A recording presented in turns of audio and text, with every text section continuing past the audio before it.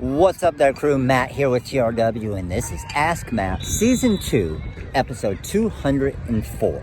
So in today's episode, we have a question from Richard, and Richard was on the Facebook Live today and had an awesome question. So Richard's question was, when you're starting out your business, how much do you reinvest of your sales into your business as a beginner? Richard, this is an amazing question. I love it. So I think this is going to help a lot of people. Here's what I did, and it all depends. Everybody's situation is a little bit different, right? Here was my situation. When Lorene and I started, we were still both high school teachers, right? You can see I'm at Jackson's football game. So we were both high school teachers. And what we did is we told ourselves, we are going to build this business, but we were super paycheck to paycheck, no extra stuff, nothing, okay? Being teachers in Florida, you didn't get paid a whole lot. So what we did is we said, we are going to live the exact same. We aren't going to buy extra stuff, and we are going to reinvest 100% of our sales, 100% of our profits back into the business. So what does that mean? What that means is we didn't buy a new car. We didn't go on extra vacations. We didn't buy extra stuff. We put 100% back into it, and here's the reason why. I did not want to, and this isn't the situation for everybody, I understand that, but I didn't want to take out a bunch of loans to get all of this stuff, right? Because if it didn't work, now I owe a lot of money for stuff I'm not using anymore. Make sense? So I started with the cheapest, worst, crappy vinyl cutter you could start with, right? And I started as the decal world, and I just did decals. And I built that business. Again, like I tell you all the time, it was a year, 2 years before I ever made my first shirt or had a heat press. I was just the decal world. So then what I did is I built up the decal world business. We did a ton of fundraisers. We focused on vinyl car window decals, and we were really damn good at it, right? And we had huge margins, and that's why we stuck with just vinyl car window decals off the start. And we got into the schools, we did the fundraisers, we did events every single weekend. It even got to the point, guys, we sold, this was stupid, don't do this. We sold one of our cars so we could have more money, more cash to be able to buy stuff for the business. So we had 2 infants. We probably lived 30 minutes from the closest hospital. And we sold one of our cars because we both taught at the same high school. And then we eventually taught at the Florida Virtual School, so we taught from home, which was pretty awesome. But if one of us went to the grocery store or one of us went somewhere and the other one was home with the kids and something happened, we didn't even have a car to get anywhere. So that was pretty dumb. Luckily, it paid off. Luckily, nothing bad happened. But we put that money into the business as well. And that's why I feel like that's why we were able to build our business so quickly. I feel like that's why we could upgrade our vinyl cutter so quickly and get a better one, which cuts better. With a better cutting vinyl cutter means that you're going to be able to weed stuff quicker, which means you have less labor costs when you're making stuff, right?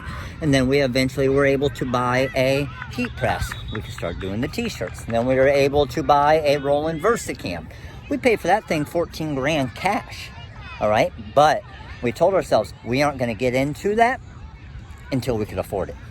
Okay, then we brought an embroidery machine, right? And we got into sublimation. But the downfall to that is, like I say, and you guys hear me say this all the time, is what we did then is we had everything, we did everything, and instead of being really good at one thing, we kind of sucked at everything. Because you can't do everything. As much as you think you want to do everything, you can't, and you are not going to be as successful. You think having more machines, more equipment, more products is going to make you a bigger and better business? For me, because it was just Lorene and I, it made us a worse business. We had less sales because we tried to focus on 1,000 different things, and we weren't really good at anything because we didn't hire employees. We didn't have employees to be able to build and grow our business, if that makes sense. So, to answer the question, like I'm saying, depends on your situation, but if you're working a full-time job, what I recommend, it's going to suck for a couple years, right? Because you're not going to see any fruits of your labor, right? But you are, because you're reinvesting it into your business. So think about that.